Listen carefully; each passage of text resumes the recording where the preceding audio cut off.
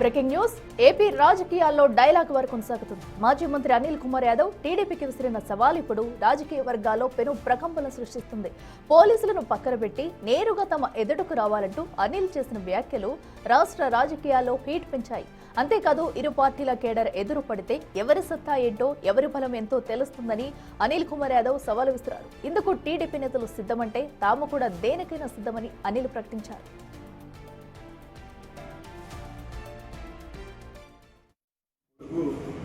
మీకు చెప్పనే అక్కర్లే, ఏమన్నా మాట ఎత్తితే పోలీసులు అడ్డు పెట్టుకోవటం, ఏమన్నా అంటే రండి ఏమైనా చేస్తామని మాట్లాడుతున్నారు తెలుగుదేశం. మళ్ళీ చెప్తా ఉన్నాను, పోలీసుని పక్కన పెట్టి ఈ కేసులు అరెస్టులు ఇవన్నీ పక్కన పెట్టి వైఎస్ఆర్ కాంగ్రెస్ పార్టీ తెలుగుదేశం పార్టీ తేల్చుకుందామా అంటే దానిని సిద్ధమంటే చెప్పండి. మీరు అన్ని పక్కన పెడదాం, అంతేగాని 100 మందిని పోలీసులు తీసుకొచ్చి కేసులు పెట్టి రాత్రి కాదు. పోలీసు వ్యవస్థను పక్కన పెట్టి రండి, మీరిళ్ళ మీదక మా ఇళ్ళ మీదక ఎవరిళ్ళ మీదకైనా సిద్ధమే దేనికైనా. మీరు అనుకుంటున్న ఎవరు ఫ్యాక్షన్స్లా ఎవరు తెగిస్తే అందరూ ఎవరికి ఎవరేం కాదు.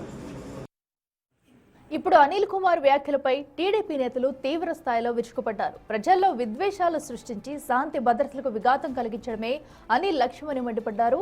రాష్ట్ర అభివృద్ధి గురించి ఆలోచించడం మానేసి ఇలాంటి రాజకీయాలు చేయడం అనిల్కు తగదని టీడీపీ నేతలు ఎద్దేవా చేశారు. ఇక అంబటి జోగి రమేష్ ఇళ్లపై దాడులకు పాల్పడిన వారిపై ఇప్పటికే కేసులు నమోదు చేశామని, చట్టాన్ని చేతిలోకి తీసుకునే ప్రసక్తే లేదని టీడీపీ స్పష్టం చేస్తుంది.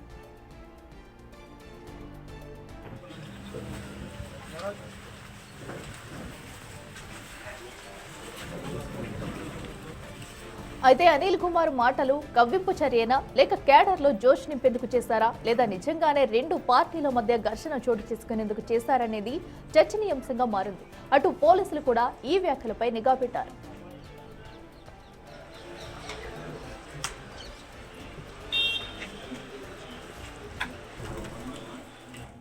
రెడ్డికి మరింత సమాచారం మా ప్రతినిధి శివ అందిస్తారు. శివ, చెప్పండి, ఏదైతే అనిల్ చేసిన వ్యాఖ్యలు ఇప్పుడు పలువురినైతే రెచ్చగొట్టేలా ఉన్నాయని చెప్పాలి. ఎందుకంటే పోలీస్ వ్యవస్థను పక్కన పెట్టి నేరుగా వస్తే ఎవరేంటో తేల్చుకుందామంటూ కూడా కొన్ని వ్యాఖ్యలు చేశారు. అసలు అంటే మరింత విధ్వంసం సృష్టించేందుకు ఇలా చేశారంటూ కూడా టీడీపీ నేతలు అంటున్నారు. అసలు దీనిపై ఎవరి కామెంట్స్ ఎలా ఉన్నాయి?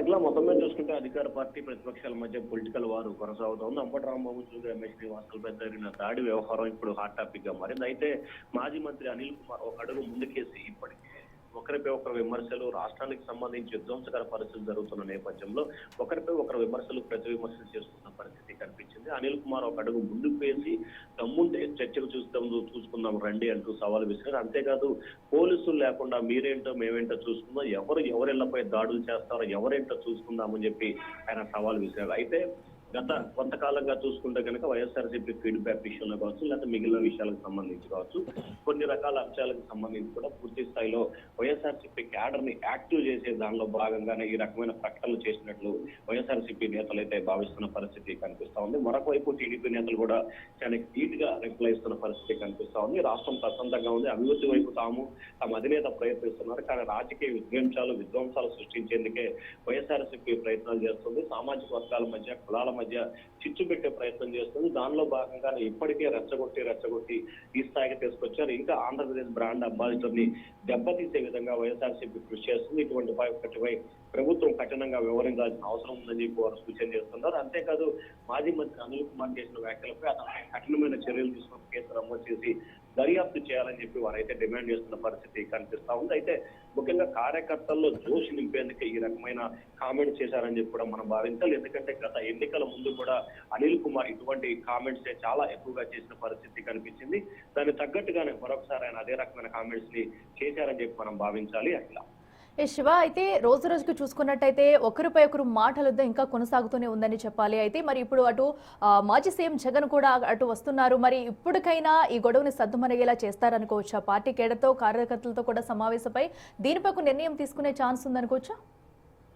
ఖచ్చితంగా ఇప్పటికే వైసీపీ అధినేత జగన్మోహన్ రెడ్డి ఈ రోజు గుంటూరు, ఎల్లుండి ఇబ్రహీంపట్నం వెళ్తున్న నేపథ్యంలో ఖచ్చితంగా రెండు పార్టీల మధ్య సమన్వయం చేయాల్సిన పరిస్థితి కనిపిస్తా ఉంది. ఎందుకంటే రాష్ట్రంలో ఇటువంటి పరిస్థితులు సరైన విధానం కాదు అనేది ఇద్దరు అభిప్రాయం వ్యక్తం చేసి కార్యకర్తలకి ధైర్యం చెప్పుకోవచ్చు, కార్యకర్తల్లో కేడర్లో ధైర్యాన్ని నింపొచ్చు. కానీ ఈ రకమైన విద్వేష ప్రకటనలు చేయడం సరైనది కాదు అని చెప్పి టీడీపీ ఇప్పటికే ప్రకటన చేసింది. మరి వైఎస్ఆర్సీపీ అధినేత జగన్మోహన్ రెడ్డి ఈ రోజు అంబటి రాంబాబు నివాసం వద్ద మీడియాతో మాట్లాడే అవకాశం ఉంది.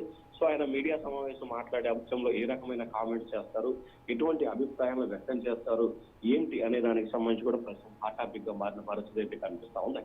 శివ, అయితే ఇప్పుడు అనిల్ కుమార్ చేసిన వ్యాఖ్యలకు సంబంధించి టీడీపీ నేతలు ఏమైనా కౌంటర్ ఇచ్చే ఛాన్స్ ఉందనుకోవచ్చు? ఎందుకంటే ఇప్పటికే తను చేసిన వ్యాఖ్యలకి మేమెవరూ కూడా చట్టాలని చేతుల్లో తీసుకోము, పోలీస్ వ్యవస్థే చూసుకుంటదంటూ కూడా చెప్పుకొస్తున్నారు. మరి దీనిపై వారు ఏమంటున్నారు? అంటే ఖచ్చితంగా ఇప్పటికే తాము వివాదాస్పద వ్యాఖ్యలకు సంబంధించి కావచ్చు, వివాదాస్పద వాటి విషయానికి సంబంధించి కావచ్చు, తాము పూర్తిగా దూరంగా ఉన్నాము. ఎట్ల పరిస్థితుల్లో కూడా తాము వివాదాస్పద అంశాలకు దూరంగా ఉండాలనేది తాము అధినేత సిద్ధాంతంగా కనిపిస్తాము. సో దానికి అనుగుణంగానే తాము వివాదాలకి దూరంగా ఉంటాం తప్ప వారు రెచ్చగొట్టారనో రెచ్చబోయామని చెప్పి రెచ్చిపోయే పరిస్థితి లేదు. ఖచ్చితంగా కాలమే వీటన్నిటికీ సమాధానం చెప్తుంది. అయితే దీనికి ధీటుగా టీడీపీ నేతలు అయితే జవాబిచ్చే అవకాశం కనిపిస్తా ఉంది. అక్కడ రైట్ శివ, థ్యాంక్ యూ.